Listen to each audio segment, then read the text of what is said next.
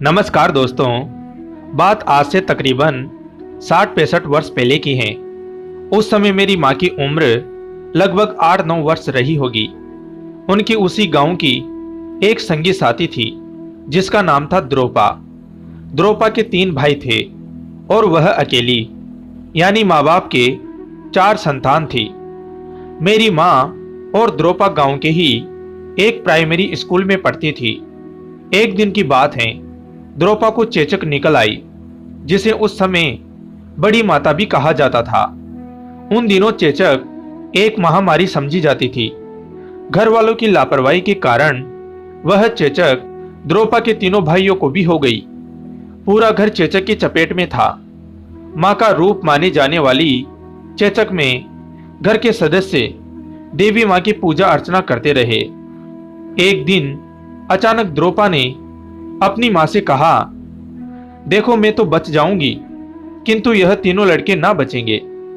द्रोपा के मुंह से ऐसे शब्द सुनकर मां को बहुत बुरा लगा, किंतु वह मन ही मन रोकर रह गई। देवी की भविष्यवाणी मानकर वह उनकी खैरियत की कामना करती रही, किंतु एक सप्ताह के अंदर उनके तीनों लड़के सच में ही मर गए। देवी मां द्वारा दिया गया दंड समझकर कोई कुछ न तो कह सका और न ही कुछ कर सका। अपनी किस्मत समझकर उन्होंने इस घटना को स्वीकार कर लिया। बच्चों के संस्कार कर्म के बाद एक दिन द्रोपा की मां दोपहर को जब पेड़ के नीचे चारपाई पर सो रही थी तो उन्हें एक सपना दिखाई दिया, जिसमें उनका तीसरे नंबर का लड़का तोताराम उनसे कह रहा है, मां मैं तेरे घर आना चाहता हूं। मां अपने बच्चे की मृत्यु से घबराई हुई थी, अतः सपने में ही उसने उसको धक्का देकर कहा, अब तू मेरे घर कभी मत आना, पहले तू गया ही क्यों था। धक्का हाथ से दिया गया था। उनका हाथ जब चारपाई से लगा तो उनकी नींद खुल गई। देखा तो हाथ की चूड़ियां टूट चुकी थी और हाथ में लग गई थी। थोड़ा बहुत खून भी हाथ से निकला, जिसको घरेलू उपचार से ठीक कर लिया। कुछ दिन यूं ही बीते, सब कुछ सामान्य होने लगा था। तभी द्रोपा के घर के पास एक कुतिया के 6-7 पिल्ले हुए। आसपास के सभी बच्चे उन पिल्लों को देखने जाया करते और गोद में उठाकर खिलाते रहते। धीरे धीरे पिल्लों की आंखें खुली और वे चलने फिरने लगे। वह कुतिया के पीछे पीछे लोगों के घरों तक पहुंचने लगे। एक दिन कुतिया के साथ पिल्ले भी द्रोपा के घर पहुंच गए। चूल्हे पर उसकी मां रोटी बना रही थी और द्रोपा अपने पापा को खाना खिला रही थी। कुतिया रोटी की आस में वहीं बैठ गई और पिल्ले भी उसका दूध पीने लगे। खाना खा पीकर उन्होंने कुतिया को रोटी डाली तो कुतिया रोटी खाकर चली गई। पिल्ले भी उसके पीछे पीछे चले गए। कुतिया का आने जाने का क्रम घर घर में बना रहता था।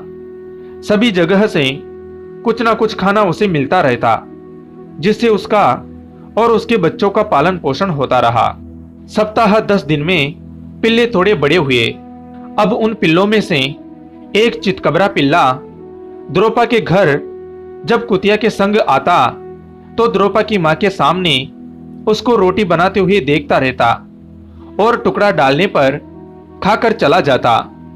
किंतु यह क्रम उस पिल्ले द्वारा दिन में 2-3 बार हुआ करता था।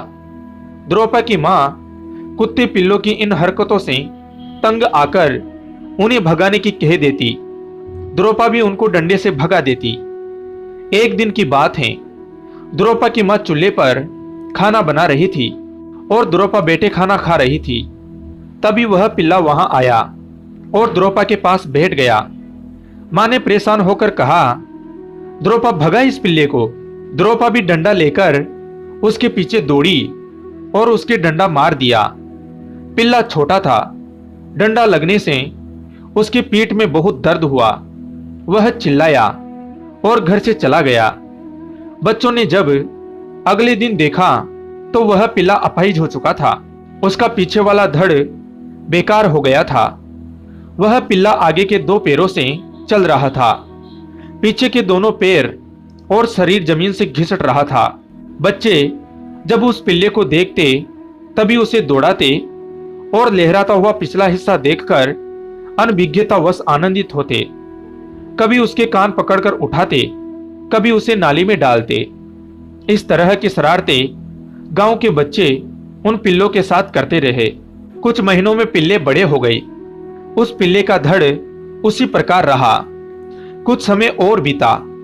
पिल्ला 1 वर्ष का हो गया और द्रोपा लगभग 10 वर्ष की। उन दिनों गांव में बाल विवाह का प्रचलन था, अतः द्रोपा का विवाह किसी अन्य गांव में कर दिया गया। किंतु विदा हुई 2 वर्ष बाद, अर्थात जब द्रोपा 12 वर्ष की हुई तब उसकी विदा की गई। जब द्रोपा अपनी ससुराल चली गई तो कुछ महीनों बाद गांव का वह अपाहिज पिल्ला भी मर गया। कुछ समय ऐसे ही व्यतीत हुआ। फिर एक दिन द्रोपा की मां के पास खबर आई कि तुम नानी बन गई हो, तुम्हारे दुहिता हुआ है। सभी लोग बहुत खुश थे और अपनी लड़की के पास पूरी रीति रिवाज से उनके घर बालक के नामकरण पर पहुंचे। कुछ महीने बीते। द्रोपा अपने बालक को लेकर अपने घर आई। सभी लोग उस बालक को खूब लाड प्यार से रखते। यह सिलसिला 2-3 वर्ष यूं ही चलता रहा।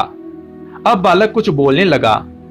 एक दिन द्रोपा उस बालक को लेकर अपने मायके आई। द्रोपा की सहेलियां बालक को गोद में लेकर अड़ोस पड़ोस घुमाने लगी।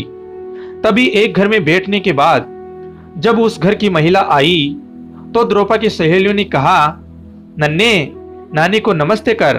बालक बोला, यह तो चाची हैं। बालक की तुतली बात सुनकर सभी लोग चौंके किंतु हंस पड़े। उस महिला ने कहा, हम चाची नहीं, नानी हैं। तुम्हारी माँ का नाम द्रोपा है ना?